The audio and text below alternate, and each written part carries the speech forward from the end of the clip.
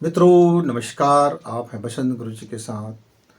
पूरी दुनिया में ऐसा कोई भी शायद व्यक्ति नहीं होगा जो ब्रह्मांड की अद्भुत रहस्यमय शक्तियों को पाना नहीं चाहता होगा, या फिर इस संपदा को, जिसको हम धन बोलते हैं, मुद्रा बोलते हैं, ऐशो आराम जो है, तकनीकी है, विज्ञान है, आज का जो धन संपत्तियां हैं, नोट मनी, इसको पाना नहीं चाहता होगा।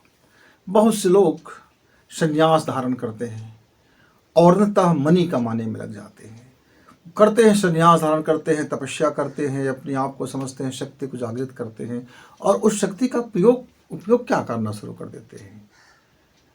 वही जो हम आप करते रहते हैं, मतलब हम 8 घंटा 10 घंटा मेहनत करते हैं, धन कमाते हैं, घर के लिए रोटी का व्यवस्था तो हो गया, प्रबंध का, आवास का हो गया है, अब घर में समृद्धि के लिए करते हैं कि बच्चे को अच्छी शिक्षा देना है, दीक्षा देना है। हमारे पास एक पर्पस है, उद्देश्य है, हमारा एक सांसारिक जीवन है। हम इस जीवन को भरण पोषण के लिए धन की जो मात्रा है, उस धन को हम प्रचुर धन बनाने के लिए मेहनत करते रहते हैं।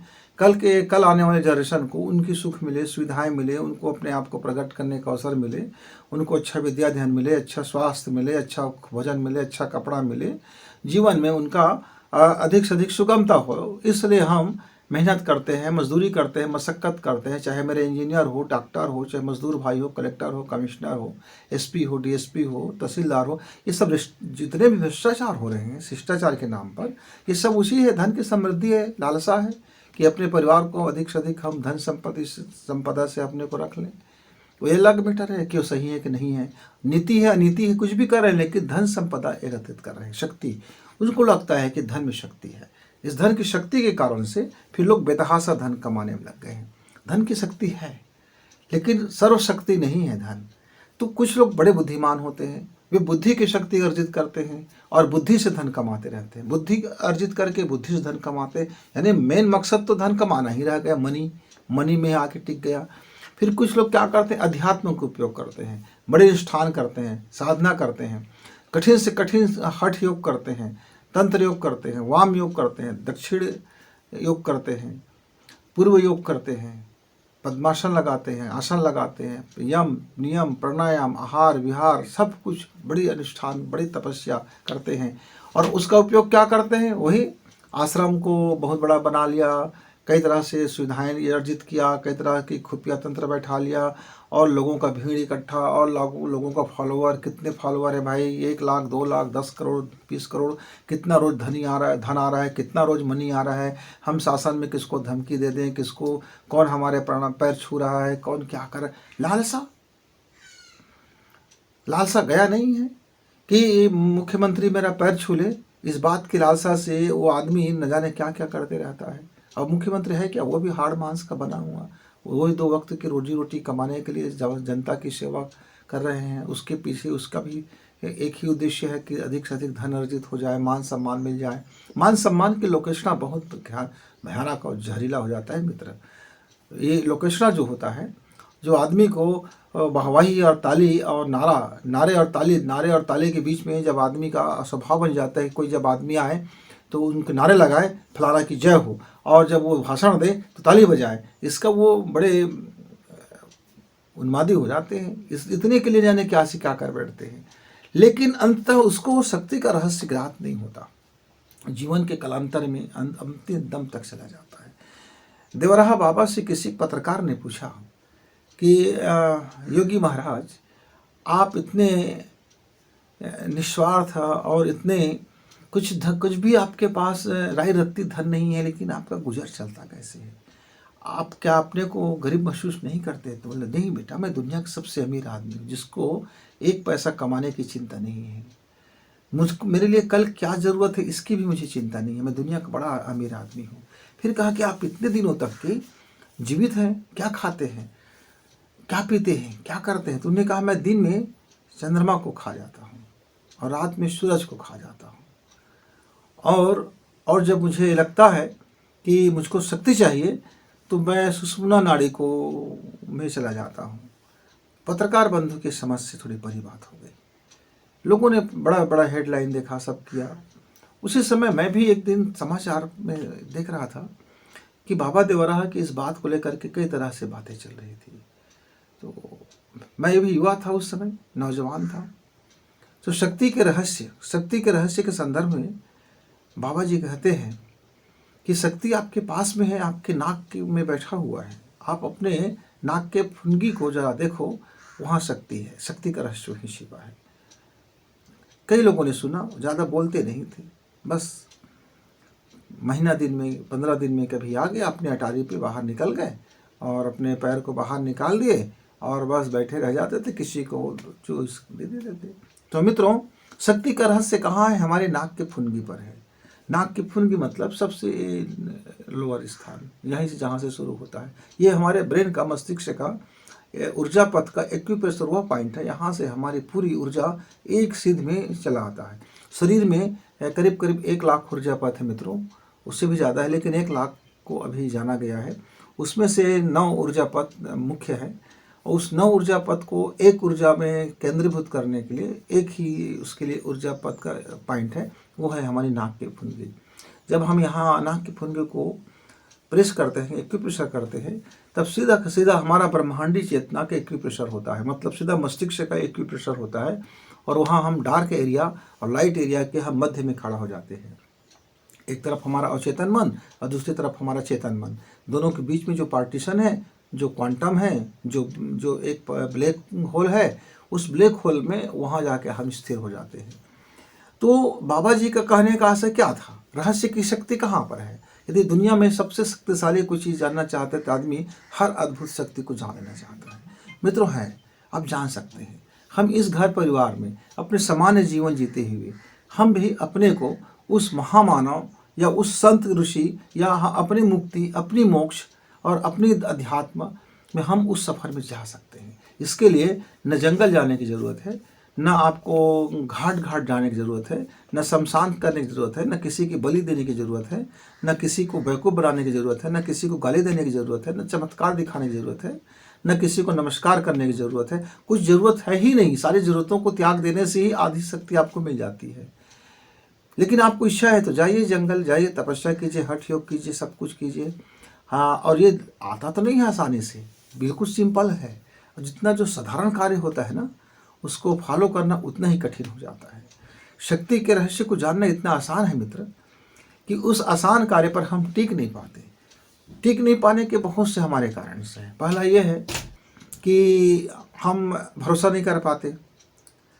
एक आदमी जिसका कोई दाढ़ी मूछ नहीं है, जटा नहीं है, गेरुआ वस्त्र नहीं पहना है, तो उसको साधु कैसे मान लें? बड़ा मुश्किल काम हो गया। ऐसे ही यदि राष्ट्रपति आपके घर में ऐसा आ जाए तो आपको यकीन नहीं हो पाएगा कि राष्ट्रपति मेरे घर में आया है, लाल लश्कर नहीं है, दुनिया भर की चीज़ें नहीं है। लेकिन वही आयोजन में आ जाए तो हाँ ये राष्ट्रपति है, आयोजन में आ गया और गेटअप का धारण कर लिया तो हाँ भाई ये संत है, ये संत का इसने ड्रेस कोड पहना है, ये संत है। तो ये हमारी जो मान्यताएं हैं ना, और हमारी जो परंपराएं हैं, हमारी आँखों को देखने का जो अभ्यास है, ये हमको सत्य से दूर कर देता है, शक्ति से हमको दूर कर देता है। हमको सहज रूप से, सरल रूप से हमारे ईश्वर ने हमको दे रखा है मित्रों। हालांकि ये बात जानने के लिए मुझे भी ऐसा नहीं कि मैं 2 मिनट में बात जान गया। मैं बिना बोध के आपको ये बातें बिल्कुल नहीं बताऊंगा। बोध में जो पक जाए, उतर जाए, समझ जाए, रास्ता समझ जाए तो वो बता सकता है कि हाँ ये मार्ग जाता है वहाँ तक का। तो मेरी अवस्था उस समय करीब 30-32 साल का रहा होगा और मैं नौजवान था बिल्कुल। और 5 साल हो गया था मुझको इस दिशा में काम करते हुए कि हमारे शरीर में रहस्य है, शक्ति का रहस्य छिपा हुआ है। वो पॉइंट कहाँ पर है? गायत्री महामंत्र का अनुष्ठान करते रहा, जप करते रहा, ध्यान करते रहा, प्राणायाम करते रहा और अपने काम भी करते रहा, पढ़ाई लिखाई भी करते रहा, जन सेवा भी करते रहा। जो अपनी दैनिक कार्य है उसे करते रहा। उसमें कोई नागा नहीं, उसमें कोई मुरावत नहीं। वो मेरा तपस्या का हिस्सा है। काम मेरा तपस्या का हिस्सा। काम पेट के लिए भी 6 घंटा आपको करना पड़ेगा, 4 घंटा करना पड़ेगा। जो आपकी ज़रूरतें हैं, शरीर की कपड़ा ज़रूरत है, वो करना पड़ेगा। आपको मांगना शोभा नहीं देता। हमारे बड़े बड़े ऋषि मुनि, बड़े बड़े तपस्वी और बड़े बड़े पादरी, बड़े बड़े मौलवी जब आपसे मांगते हैं कि मेरे मंदिर के लिए, मेरे मस्जिद के लिए, मेरे गिरजाघर के लिए दे दो, तो मुझे बड़ा दुख होता है कि आप उस महान खजांची के पास जुड़े हुए हो जो पूरी दुनिया को देता फिरता है, और आप उसके महान व्रत पुत्र होकर के आप लोगों के सामने झोली फहराते रहते हो। जो संसारिक है, जो कमा रहा है, मेहनत कर रहा है, पसीना निकाल रहे हैं, आप उससे मांगते फिरते हो। फिर चोर उचक्के से आप मांगते फिरते हो, फिर वो ठगों से आप मांगते फिरते हो, फिर भ्रष्टाचारियों से मांगते फिरते हो। तो आपकी सारी ऊर्जा तो समाप्त हो गया, सारा तपस्या तो खत्म हो गया, सारी सद्भावना तो समाप्त हो गया, क्योंकि जैसा खाए अन्न वैसा बने मन। तो फिर आपके अंदर में और उसमें क्या फ़र्क रह गया मित्र? इसलिए अपने को थोड़ा अलग कीजिए, हट के कीजिए, जरा संभलिए। तो मित्र, मैं आपसे बता रहा था, ये जो जितने भी बड़ी बड़ी साधनाएं हैं ईश्वर तक पहुंचने का, या अध्यात्म, या खुद के धर्म को जानना, या खुद की शक्ति को जानना, या अपने लाइफ में वह चीज़ प्राप्त कर लेना जिसके लिए दुनिया सोचती है कभी मिलेगा कि नहीं मिलेगा, वो आपके पास है, उपलब्ध है, सरल रूप में है। बस जानना है और कुछ नियम को फॉलो करना है, जानना है और फॉलो करना है। फिर रहस्य की शक्ति का रहस्य प्रकट हो जाएगा। फिर जो शक्ति का उपयोग करो, उसके नियम का पालन करना, उसके अनुरूप वो शक्ति आपका कार्य करेगा। सिंपल सी बात है भाई। आप मोबाइल चलाते हो तो मोबाइल के नियम का पालन करते हो, कंप्यूटर चलाते हो तो कंप्यूटर के नियम का पालन करते हो, टीवी देखते हो तो टीवी के नियम का पालन करते हो, अखबार पढ़ते हो तो अखबार के नियम का पालन करते हो, खाना बनाते हो तो जो ईंधन पकाने का नियम है उसका आप फॉलो करते हो, रोटी बनाते हो तो गेहूं को फिर आटा बनाना, आटा को फिर गूँथना, और गूँथने के बाद लई काटना, फिर बेलना, उसके बाद तवा में चढ़ाना, अग्नि संस्कार देना, तब जाके एक रोटी बन जाता है। तो जो नियम है वो तो फॉलो करना पड़ता है। और उसके बाद जब आपका जठर रस पचा लेता है तो वही रोटी को शक्ति उत्पन्न हो जाता है। लेकिन आप उसी रोटी को सीधा ऑपरेशन करके आप कोशिकाओं में डाल दोगे तो सड़ जाओगे और मारे जाओगे। तो एक नियम का फॉलो तो हर जगह करना पड़ेगा। आपको नींद लेना है, नींद में बड़ी शक्ति है, पर आप नींद ले लेते हो, एक गोली दबाते हो, एक टेबलेट लेते हो, और आप निश्चित आप हो जाते हो, सो जाते हो। सोया गया नहीं है, आपके शरीर को ज़बरदस्ती पूर्वक बेहोश कर दिया गया है। बेहोशी और सोने में बड़ा फर्क होता है। जब हम प्राकृतिक रूप से सोते हैं तो नेचर हमको हमारी शक्ति से भर देता है, लेकिन हम जब टेबलेट ले लेते हैं तो वो हमारी बेहोश कर देती है, और बेहोश की शक्ति उत्पन्न नहीं होता। मित्र, थोड़ी समझना पड़ेगा, तो फॉलो तो करना पड़ता है सबको। तो शक्ति को जानने का, रहस्य को समझने का, शक्ति के रहस्य को समझने का रोज आपको सुबह शाम 1 घंटा को वक्त निकालना पड़ेगा। पहला काम, 24 घंटे में से आप 6 घंटा सोने के लिए निकाल लीजिए और 2 घंटे अपने साधना के लिए। साधना में कहूँ तो खुद के पास बैठना, स्वयं को जानने का बैठना, अपनी शक्ति के रहस्यों को जानने के लिए पढ़ाई करना, अध्ययन करना। वो पाठशाला आपका मंदिर है तो भी, नहीं है तो भी, घर है तो भी, नहीं है तो भी, पहाड़ में हो तो भी, रास्ते में हो तो भी, सड़क में हो तो भी, खेत में हो तो भी, खलिहान में हो तो भी, फैक्ट्री में है तो भी, आप ऑफिस में हो तो भी, कहीं भी। इसके लिए कोई जगह ऐसा नहीं है कि आप यहीं रहोगे, ऐसा ही पहनोगे, आप मेरे जैसा ही पहनोगे तभी आपको रह शक्ति मिलेगा। नहीं, आप बिना कपड़े के भी शक्ति मिल जाएगा, कोट पैंट पहन के भी आप करोगे तो भी मिल जाएगा, नंगे पुंगे भी मिल जाएगा, नहाने घर में मिल जाएगा, शौचालय के घर में मिल जाएगा, जहाँ हो वहीं उपलब्ध है। वो बस जानने की ज़रूरत है और समझने की और फॉलो करने की। हम उसको बताएंगे आपको। तो इसमें आपका नियम क्या है? आपका आचार सही हो। आचार का मतलब क्या है? आपका जो नीति है, आपका जो दृष्टिकोण है, जो दुनिया के प्रति आपका जो सोच है, जो लोगों के प्रति आपका व्यवहार है, जो चीज़ें हैं, उस मूल्यों को समझना होगा, प्रकृति के मूल्यों को समझना होगा, नीति के मूल्यों को समझना होगा, इस जीव जगत के मूल्यों को समझना होगा। आप ऐसा नहीं कर सकते कि आप हत्या ऊपर हत्या कर रहे हो और आपको ईश्वर का वह अद्भुत शक्ति का रहस्य आपको जानकारी हो जाएगा। आप भ्रष्टाचार के भ्रष्टाचार कर रहे हो और आपको वह अद्भुत शक्ति का रहस्य की आपकी जानकारी हो जाएगा। तो ईश्वर ने कहा कि इसको प्राप्त करने के लिए एक ही विकल्प है और उसके साथ कोई और विकल्प नहीं जुड़ा है। क्या विकल्प है? कि आप सरल हो जाओ।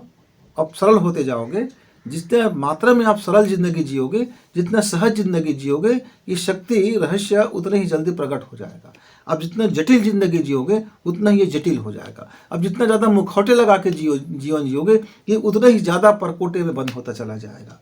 मतलब सीधी सी है इस शक्ति के नियम में कि आपका लाइफ सरल हो। मतलब ज़्यादा आपका पुस्तक में बहुत ज़्यादा पन्ने ऐसा स्टेपलर किया हुआ ना हो, बहुत ज़्यादा पन्ने चिपकाया हुआ ना हो, ओपन हो। थोड़ी सी जितनी ज़्यादा सरल हो जाएगा उतनी शक्ति की पर्दा झीनी होता जाएगा। और अब जब सरल जिंदगी जीने लग जाते हैं मित्र, तो जो शक्ति का रहस्य का जो पर्दा है वो इतना झिनी हो जाता है कि एक स्पर्श मात्र से फिर वो पर्दा खुल जाता है। तो इसका आपने तो शर्त समझ लिया। अब करना क्या है, एक सुखासन में बैठ जाना है। सुखासन में बैठने के बाद दो तरह की इसमें आपको मार्ग है, शक्ति को समझना और शक्ति को संचित करना और शक्ति का सदुपयोग करना। तीनों चीज एक साथ आपको करना होगा, शक्ति को समझना, शक्ति को संचित करना और शक्ति का सदुपयोग करना। तो इसके दो मार्ग से चलते हैं, हम उसको दायां और बायां बोलते हैं। दायां पक्ष यह है मित्रों कि आपको एक वाणी का प्रयोग करना पड़ेगा, एक नाद का, जिसको सुनना पड़ेगा। और एक वह पक्ष है, बायां पक्ष है, जिसको आपको देखना पड़ेगा। ये दोनों योग मिलते हैं, जब दोनों योग मिल जाते हैं तो शक्ति का रहस्य प्रकट हो जाता है। और बहुत सिंपल सी है, आप बैठ जाइए, आसन में बैठ जाइए, पद्मासन में बैठ जाइए, सुखासन में बैठ जाइए, पालथी लगा के बैठ जाइए, या फिर आप कुर्सी में बैठ जाइए। बस नियम यह है कि आपकी जो रीढ़ की हड्डी है और पूछ दंड से लेते हुए एटलस तक का एक सिद्ध में हो जाए, और तकिया ले लीजिए या कुछ भी ले लीजिए, अपने आप को दुख मत दीजिए और आप अपने शरीर के तरफ ध्यान मत दीजिए, शरीर को ढीला छोड़ दीजिए। शरीर में कोई बहुत ज़्यादा मशक्क़त नहीं करनी है, कोई मशक्क़त ही नहीं करनी है, शरीर को बिल्कुल आसान और ढीला मार के में छोड़ दीजिए। आपको लगता है कि मैं लुढ़क जाऊंगा तो अगल बगल कुछ सहारा भी ले लीजिए, या फिर आप लेट जाइए, बेड में लेट जाइए, ज़मीन में लेट जाइए। मतलब शरीर के बाबत आपका ध्यान बिल्कुल समाप्त हो जाए। शरीर में आप मत रहना, शरीर के बाबत मत सोचना, शरीर क्या हो रहा है उसके बाबत ध्यान नहीं देना है। फिर आपको क्या सुनना है, अपने ही स्वर को सुनना है। ओ,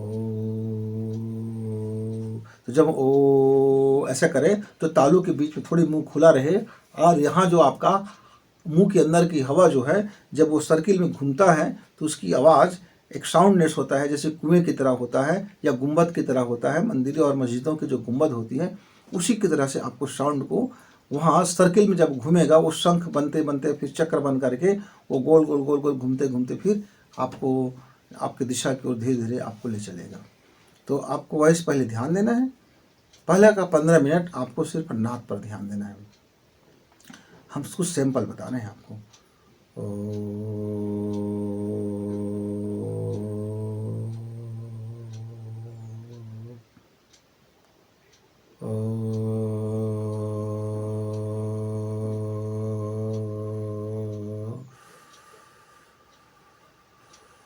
मुंह से ही पूरी तरह से सांस भर के हुए नाक से बाहर छोड़ेंगे। ये 15 मिनट तक का यह प्रक्रिया पहले करना है। फिर क्या करना है, 45 मिनट के लिए आपको चुप बैठ जाना है और पहले बार गहरी सांस लेना है। और जब आप सांस खींचो तो यह नथुने के पास आप अपनी सारी ज्ञान इंद्रियां, जितने भी ज्ञान इंद्रियां हैं, यहाँ आप लगा दीजिए। चाहे आपका जिह्वा की स्वाद की इंद्री हो, कान की इंद्री हो, नाक की इंद्री हो, आँख की हो, आपकी चाहे जनन इंद्री हो, यानी जितनी भी आपकी कर्म इंद्रिय और ज्ञान इंद्रियां हैं, सारे ज्ञान और कर्म इंद्रियों को आप यहाँ फोकस करेंगे नथुने पर, और आंख बंद करके कोशिश करेंगे कि नथुने में जब सांसें जा रही हो, जब सांसें स्पर्श कर रहा हो नाक के किसी भी एरिया को, तो आप उसकी गर्मी को महसूस करें। और जैसे जैसे उसकी गर्मी कम होता जाएगा, जैसे जैसे सांस की गति कम होता जाएगा, छोड़ने की गति कम होता जाएगा, लेने की गति कम होता जाएगा, धीरे धीरे वैसे वैसे वैसे वैसे आपके शक्ति के निकट आप पहुंचते जाएंगे। पहले पहले ये संभव लगता नहीं है, लेकिन बहुत सिंपल सी चीज़ें हैं। तो कैसे करना है, पहले आपको 5 मिनट तो गहरी सांस ही लेना है। अब ये सांस लिया, एक ध्वनि निकला, कान ने सुना, और सांस लिया, यहाँ रगड़ हुआ तो आँख ने उसको देखा, महसूस किया गला ने गर्मी को, और नाभि क्षेत्र में गर्म हुआ। छोड़ते समय धीरे धीरे से हम छोड़ें। जब छोड़ रहे तो यहाँ गर्मी का एहसास, यहाँ गर्मी का एहसास हो रहा है। आप छोड़ते जाइए, केवल यहाँ आपको टच करेगा, ये ऊपर नीचे कहीं भी, बस देखना है। फिर 5 मिनट के बाद मित्रों आपको सांसें इतनी धीमी लेना है कि बिल्कुल जितना कम से कम में काम चल जाए, और उस धीमी धीमी सांस को खींचना है, बाहर से व्यक्ति को पता नहीं चलेगा। और ये जब नथुने के हिस्सा में आपको ध्यान टिका देना है। ये जैसे आपके सारी चेष्टाओं का एक्यूप्रेशर होगा, उंगली से एक्यूप्रेशर करेंगे तो भौतिक लाभ है, लेकिन जब अंदर से ज्ञानों का और कर्म इंद्रियों का जब सारे रस रसायन का एनर्जी यहाँ जब आके एकत्रित होता है, जब यहाँ एकत्रित होता है, जब सांसों पर टिकता है, तब हमारे अंदर की सारी शक्तियों को प्रकट करने में समर्थ हो जाता है, समर्थ हो जाता है। तो आचार विचार को बना के रखिए। और यह जब ये 45 मिनट हो जाए तो 1 मिनट के लिए अंतिम में फिर आप शांति पाठ कर लीजिए। ओम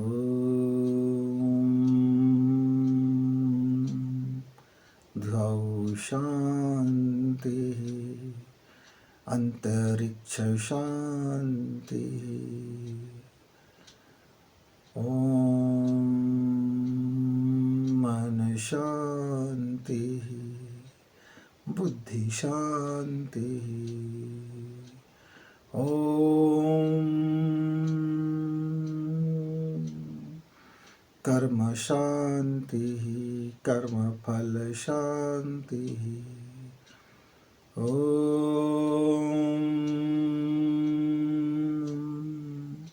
मुक्ति शांति, मोक्ष शांति, शांति सर्वगम शांतिरेव शांति, सामा शांतिरेधि शांति, सर्वारिष्टु सुशांतिर्भवतु। ओम शांति शांति शांति। बिल्कुल धीमे भाव से फिर धीरे से अपनी आँख खोलें। आँख खोलने के बाद प्रेम पूर्वक आप दर्पण में खुद को देखिए। 2 मिनट तक दर्पण में अपने आप को देखते रहें, मुस्कुराते रहें। जो आपके अंदर की एनर्जी है उसको अनुभव करते रहें। अंदर में जो फीलिंग हो रहा है उसको अनुभव करते रहें। अंदर में जो आपको हल्कापन लग रहा है इसको अनुभव करते रहें। अंदर में जो लाइटपन लग रहा है उसको हल्का करते रहें। जो आनंद अनुभव हो रहा है उसे महसूस करते रहें। फिर उसके बाद मित्रों आप अपने दैनिक कार्य में लग जाइए। अब देखेंगे कुछ समय के बाद, कुछ समय के पश्चात, महीना 2 महीना 3 महीना या साल भर के अंदर में एक आपको एक दिव्यता का अनुभव होगा, एक दैवी अनुग्रह का अनुभव होगा, दैवी शक्तियों का अनुभव होगा। वाणी सिद्ध होना शुरू हो जाएगा। आपका हृदय मानव कल्याण के लिए द्रवित होना शुरू हो जाएगा। आप अधिक से अधिक अध्यात्म में आपको मज़ा आने लगेगा। आपका जीवन शैली अध्यात्म को लौटने लगेगा। आप देखेंगे कि खुशी और आनंद आपका हर परिस्थिति में आपको मिलना शुरू हो गया है।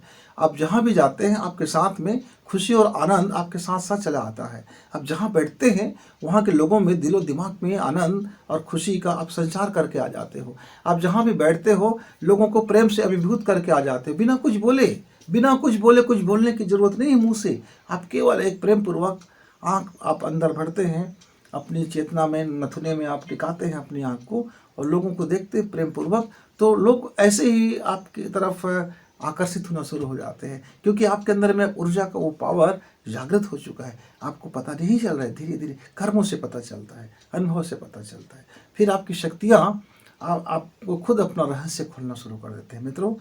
तो इसको आप करके देखेंगे तो आपको जीवन में निश्चित तौर से उस शक्ति का लाभ होगा, कार्य में लाभ होगा, सफलता में लाभ होगा, आपका आनंद में लाभ होगा, परिवार को सुख शांति भरने में लाभ होगा, लोगों के साथ व्यवहार में लाभ होगा और सबसे बड़ी लाभ आपकी आध्यात्मिक यात्रा में होगा। आप अपने कर्मों के साथ में अपनी मुक्ति और मोक्ष के साथ साथ में आप अपना आध्यात्मिक जीवन को सफल और सार्थक भी बना सकते हैं। इस संसार में पूरा काम करते हुए, जो आपका व्यापार व्यवसाय है उसे करते हुए, जो आपका कार्य है उसको करते हुए, सब कुछ करते हुए, अपना कर्तव्य कर्म करते हुए आप मुक्ति और मोक्ष और शांति और प्रेम और आनंद की आपको उपलब्धि प्राप्त होगा मित्रों। इसी को हम समृद्धि बोलते हैं और यह प्रचुर मात्रा में समृद्धि प्राप्त होता है। और ये प्रचुर मात्रा में समृद्धि उसी को प्राप्त होता है जिसने शक्ति को जान लिया है, जिसने शक्ति का उपयोग करना सीख लिया है, जो शक्ति जिसके साथ चलती है। मित्रों फिर मिलेंगे किसी ऐसे ही छोटी बातों पर और शानदार बातों पर। बड़ी बातें छोटी, लाभ बड़ी। फिर मिलेंगे, तब तक गुरु जी को इजाजत। नमस्कार, धन्यवाद। इस वीडियो को लाइक करें, सब्सक्राइब करें, शेयर करें और बेल की घंटी दबाएं।